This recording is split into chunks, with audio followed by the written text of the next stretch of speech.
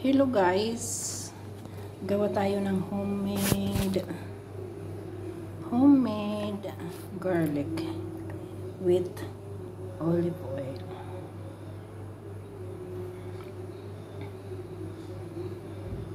Gawa natin si Mayorna.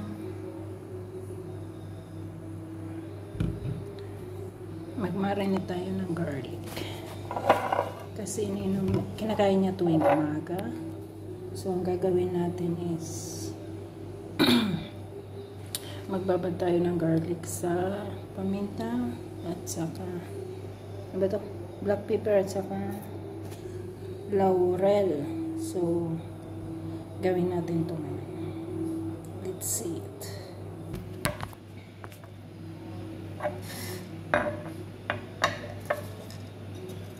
Unahin natin yung black pepper.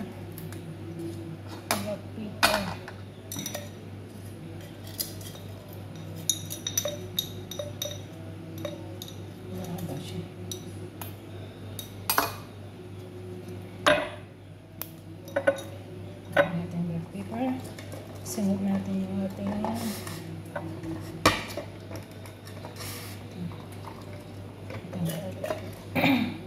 para sa mga diabetic person. Ano lang to? Homemade lang natin.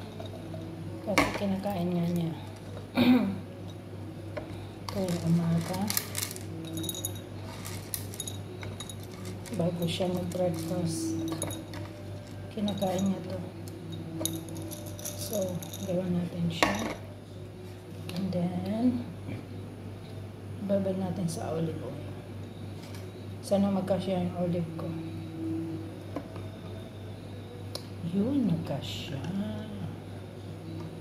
Okay, panuhin natin. Yan na siya.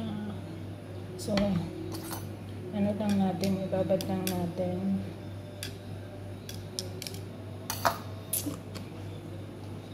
Ibabad lang natin. So, ito ang ating sisal natin ang tapos, ano natin 2 to 3 days. 2 to 3 days. Tingnan natin.